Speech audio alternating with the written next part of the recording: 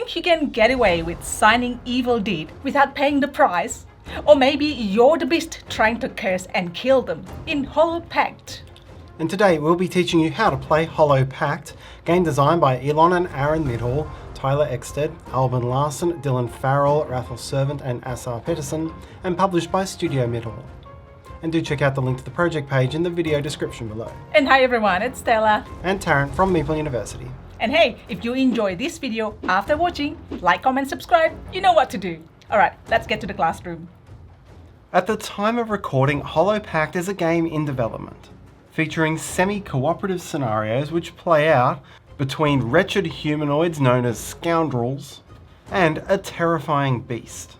We'll be taking you through what will become the core mode of play, called the Knives in the Dark Pact. And at this time it plays exactly 3 players, that is 2 scoundrels and 1 beast. You should check closer to the game's final release for variations at other player counts, different pacts, and the finalised rules for the Knives in the Dark play. I'll take you through the thematic overview of playing a scenario first before getting into the rules. A game plays on a general map built up of random tiles, most of which begin the game face down and unexplored. There are 4 progressive layers to the map: the village, inner city, outskirts, and escape routes. Each row is set up with a random schematics tile, which outlines that row's specific setups and rules for this game. In particular, the board has generic icons, the cogs and the landmarks, and what these actually mean or represent within that row is determined by the schematics tile. As such, the random combination of schematics tiles you choose is going to give variability to the scenarios you play. In Hollow Pact, players play either as one of 2 scoundrels or as the beast. The scoundrels have been scorned for their prior misdeeds, and to make up for this, are trying to steal the precious cargo from the domain of the beast and escape with it while the beast tries to protect it. The game begins after the scoundrels already have the cargo, and sees them start in the village, which, as they explore, will prove to have its exits locked. And working somewhat together, the scoundrels will aim to meet the objective on the schematic card in order to open one of the gates. The progression of play is similar in the much larger inner city, the scoundrels working somewhat together to open a gate according to the specifics of the schematic, while the beast does everything possible to try to reclaim the cargo. Once the scoundrels have reached the outskirts, there are no more gates. Just 3 different escape routes, wagon, ship and tunnel, waiting to see if the scoundrels can use them before they're slain by the beast. But for the scoundrels, winning is not just as easy as taking the closest exit. And this is where Knives in the Dark's different win and lose conditions come into play. As I mentioned at the start of the video, the 2 scoundrels are in the beast's domain to try to steal the precious cargo. The problem is, there's 2 scoundrels and only 1 real cargo. Throughout the game, each scoundrel will always be carrying either the real or the fake cargo, and no player will know which is which, including the beast. Specific actions will let you look at or force you to reveal your cargo, but other actions will result in blind exchanges, meaning you usually won't know exactly what you're carrying. Each scoundrel also begins the game with 2 secret hidden agenda cards, and to achieve the maximum possible victory in the game, the scoundrel needs to complete both of these objectives as well as escape with the real cargo. Finally, as I mentioned, there are 3 different types of escape routes, but the scoundrel players do not get free choice of which one to use. Refer to these icons in the top left corners of the secret agendas that you're dealt at the start of the game, and the one with the higher number is your preferred escape route. This player would have to escape by boat. If your cards have the same number, then you may use either escape route. So, if you're playing as a scoundrel, to achieve the greatest victory known as the legendary feat, you must complete both of your hidden agendas and escape via your preferred escape route with the real cargo. If you escape, which again must be by your preferred escape route, but you've either not completed both hidden agendas or you have the fake cargo, then you achieve the middle outcome, bitter survival. If your scoundrel dies, or if the beast reclaims the real cargo from whichever scoundrel had it, then you suffer defeat. If you're playing as the beast, you achieve the best outcome if you reclaim the real cargo. And I can assure you, you're not doing this by negotiation. This means killing the scoundrel who holds it and picking it up before the other scoundrel escapes with it. If one scoundrel escapes with the real cargo, but you kill the other scoundrel, you achieve the middle bitter aftermath condition, and you lose if both scoundrels escape. Finally, there's the Dark Pact ending. Through the game, the beast player will be playing curses onto the scoundrels, and some of those curses include a Dark Pact. If the condition on the Dark Pact is met, then both the beast and that cursed scoundrel win on the Dark Pact victory. The other scoundrel suffers defeat. This combination of conditions leads to deeply semi-cooperative play. As scoundrels, you'll be working together to break down gates and to protect each other from the beast, especially if you don't know which of you is holding the real cargo. But in the end, it's an individual game. You need to escape with the real cargo yourself to achieve the best victory. And the Dark Pacts, and even some hidden agendas, require you to work directly against your fellow scoundrel. So, with that background understood, let's take a look at setup and the components. To set up, prepare the map, with all tiles face down except for the middle escape route, the village schematic, and anything else described in its setup. The schematic tells you which pieces to place, and where to place them. Give each player a player board, which for the scoundrel should be set to the lighter, sane side. Scoundrels gain 3 black stamina tokens, the beast has 4. Take your own supply of spirit tokens in 1 colour. This is a resource which you can gain to your player board through the game and then spend on various actions. Give the beast the 4 upgrade tokens. Shuffle the hidden agendas and deal 2 face down to each scoundrel. Shuffle the primal urges and deal 1 to the beast. You won't need either of these cards again. Shuffle the deeds and deal 6 to each player, both scoundrels and beast.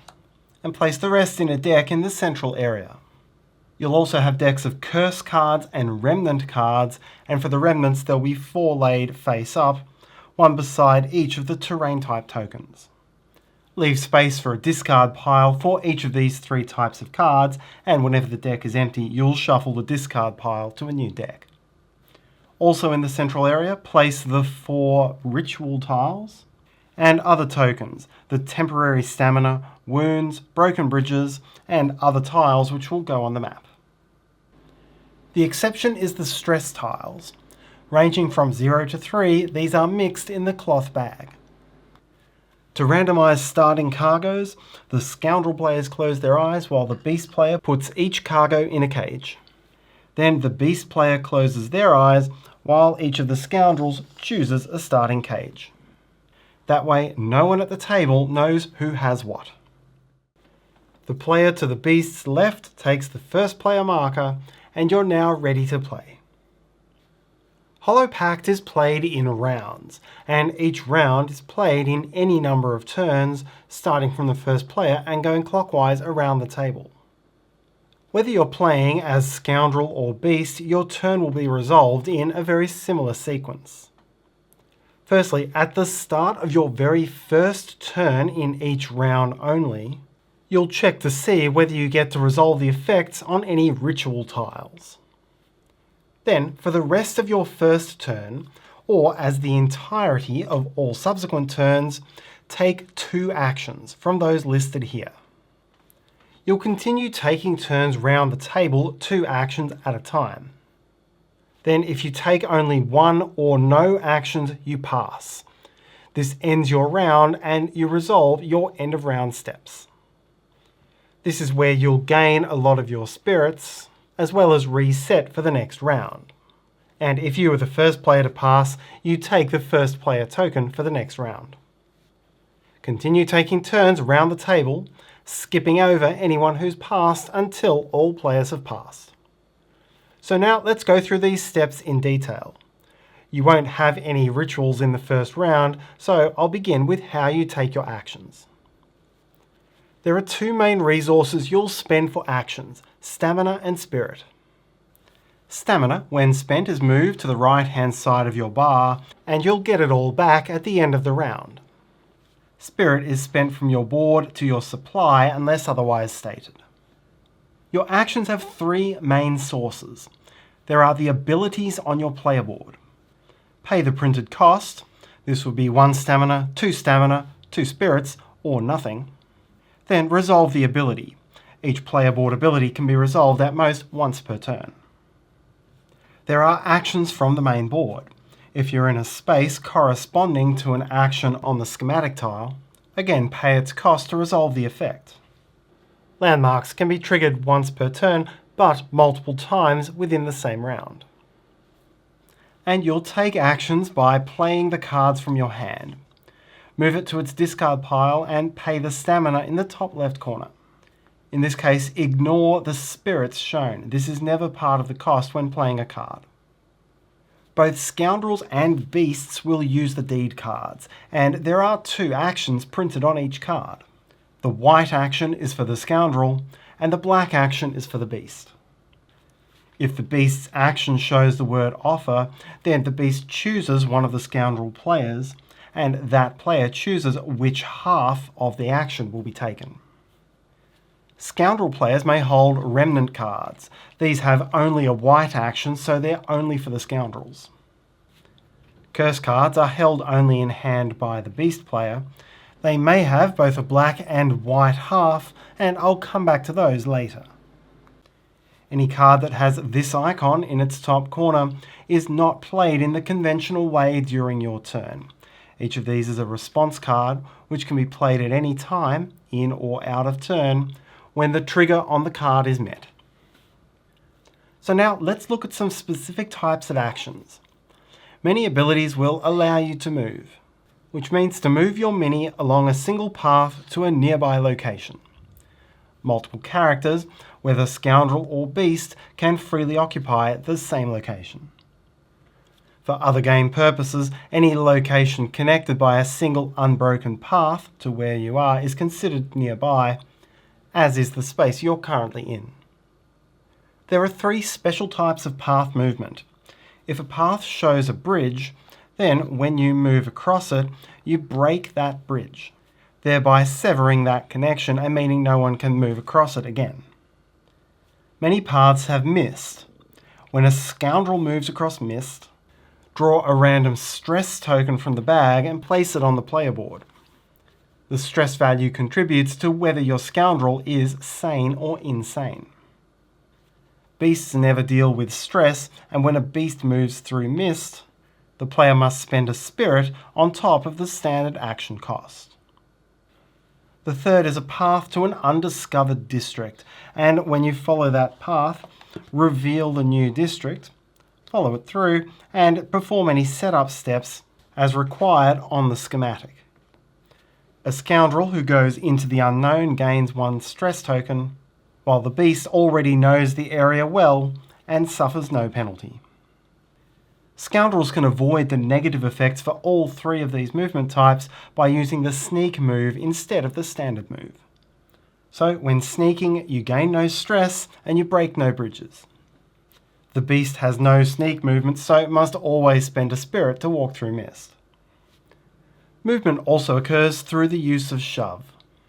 A scoundrel may shove another scoundrel or beast from the same location to a nearby location. When a scoundrel is shoved, they take a wound, bringing them closer to death. This is a way for scoundrels to directly attack each other, or to make cooperative movement actions at a cost. Shoving through mist or onto an undiscovered district does not cause stress or a spend of spirit, while shoving over a bridge still breaks that bridge. Shoving into a broken bridge results in no movement, and instead causes a loss of 1 stamina in addition to the wound. You'll take many actions to gain new cards to your hand. This Bloodlust ability for the Scoundrel, for example, involves scavenging, then gaining a deed. Gaining a deed always means drawing the top card from the deed deck to hand, while scavenging is how you get the more valuable remnants. Check the type of terrain you're currently on. Here it's the green overgrown, and take the remnant from the corresponding column into your hand, replacing immediately from the deck. When the beast actions allows gaining a curse, then the beast draws the top curse card face down from the deck into hand. At the end of your turn, your hand limit is 6 deeds plus any number of remnants or curses. So if you have more, you will have to discard down to 6. A key action for the Scoundrels is Rest.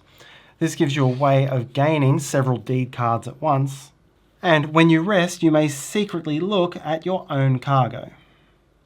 This then feeds into the next action, which is Exchange Cargo, mostly gained from swap, but also on some cards. Unless otherwise stated, you must share a location with the other Scoundrel, and then with all other players' eyes closed, you either swap the 2 cargoes, or you don't. This guarantees that the other players now have no idea where the real cargo is. During this phase, both Scoundrels and Beasts may spend spirits onto the ritual tiles in any combination. Nothing else happens immediately. But at the start of your first turn in each round, check each of the rituals where you have strictly the most spirits present. You may optionally resolve your action on each such ritual. As was the case for deed cards, the Scoundrels resolve the white half and the Beast resolves the black half. If you resolve a ritual, each other player with spirits present retrieves one of those spirits to their player board, available to be spent again. All other spirits on the ritual are lost, returned to their player's supplies. You don't have to resolve a ritual if you don't want to. Be clear on the sequence. Most of your spirits are gained during your end of round phase, and you won't be able to put them on rituals until your next during turn. You can't then resolve the rituals until at least the start of the subsequent round. There are several types of actions specific to the beast. You may attack. The target Scoundrel must share your location unless otherwise stated, and suffers 1 wound. There will be some effects which refer to your terrain type. Each beast has its own favoured terrain and will have some extra powers in those locations. You can upgrade. These 4 upgrades on your board each have a spirit cost, and you pay the appropriate amount of spirit to mark the upgrade. You'll now have this action or effect available for the rest of the game. Finally, the beast may play a curse card to curse a Scoundrel, and may curse either Scoundrel at any distance regardless of proximity. There are 3 main types of curses.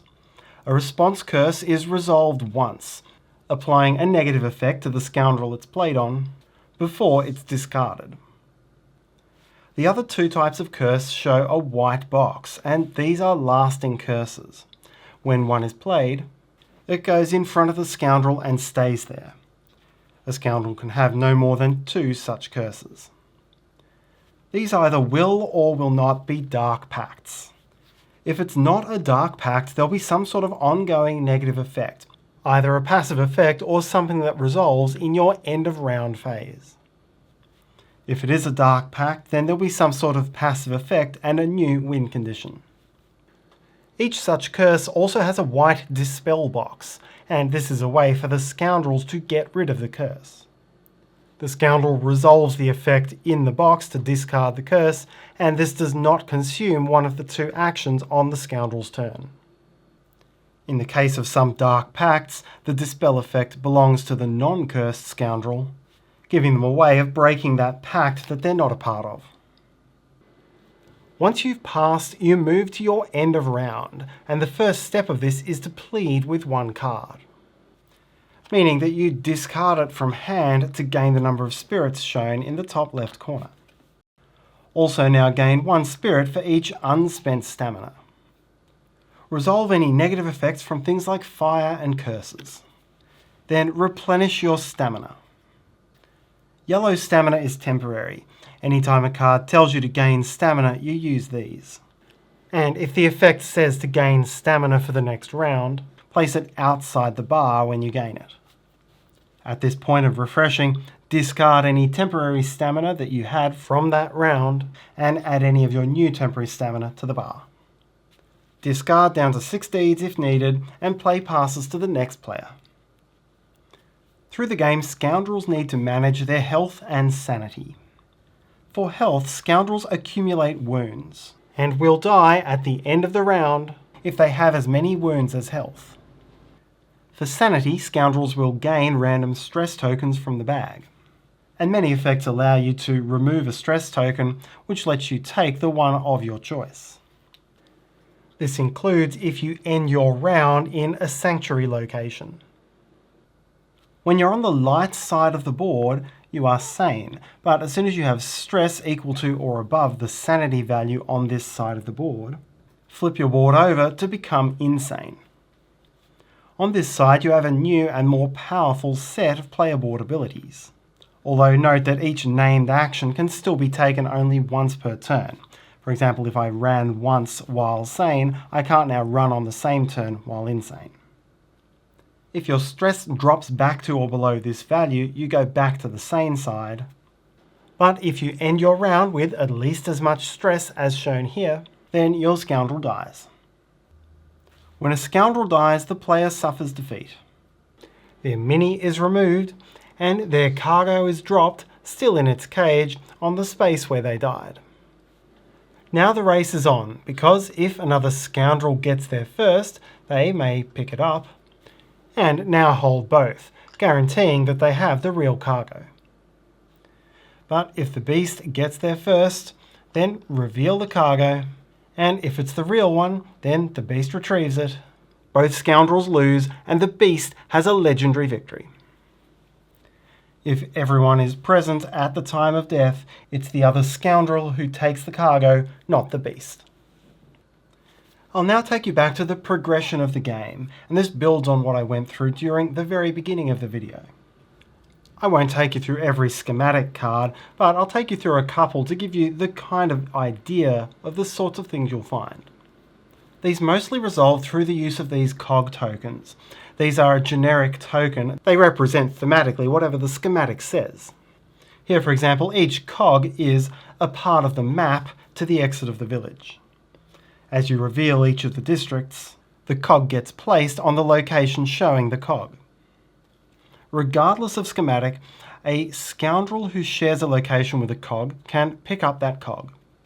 And should the scenario require it, a scoundrel can drop a cog they're holding on their current location. This does not count as an action. In a map in pieces, the scoundrels simply need to collect the cogs.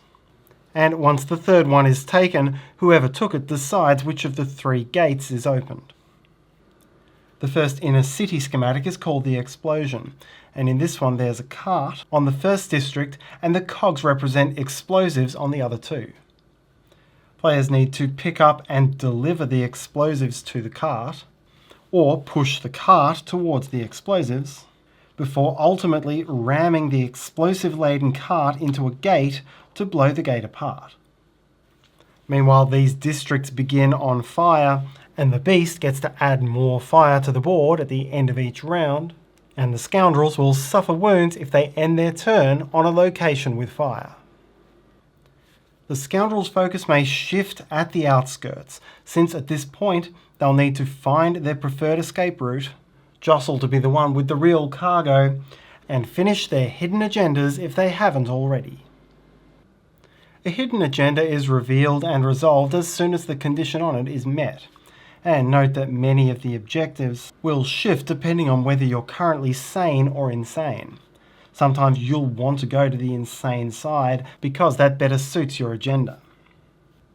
If there's a reward, claim it immediately. Note that not all agendas need to be completed before you escape. There are some which resolve during the escape itself, meaning you'll never quite know whether your opponent is ready to escape or not. Recall as well, the beast begins with a primal urge card, and this has an objective for the beast to meet. The beast does not have to complete this, but if completed, it's revealed and provides an ongoing passive benefit for the beast. The outskirts schematic may also help you with meeting your agendas, and in Only Time Will Tell, for example, you can simply spend 6 spirits to complete an agenda whether you've met its requirements or not. Some game effects, including the location ability on the watchtower, will allow you to secretly look at one of the escape routes. But otherwise they remain hidden until a player is nearby to that escape route, at which point it is revealed. If a scoundrel meets the conditions to escape, then they may move to that escape tile to end their game. For the boat or the wagon, any other scoundrel who wishes to escape that way has until the end of the subsequent round. At the end of that subsequent round, that escape route leaves forever. If you're choosing the tunnel escape route, then you must be insane when you move in. If for whatever reason your preferred escape route becomes permanently disabled, your scoundrel dies immediately, regardless of location, health, or sanity. Whatever happens, continue playing until all 3 players have a final outcome. Remember, for the scoundrels, you have a legendary feat if you complete both of your agendas, escape via your preferred route with the real cargo. Any other escape through your preferred route is a bitter survival, and death or the beast reclaiming the cargo is defeat. For the beast, reclaiming the cargo is the legendary revenge. Letting the cargo go but killing the other scoundrel is the bitter aftermath, and both escapes would be defeat. If there's a dark pact, then the beast and the scoundrel in that pact will win if the pact condition is met with the other scoundrel defeated. Thanks for watching, and if you liked this video, maybe you'd like to watch this next one. Have a great day, bye!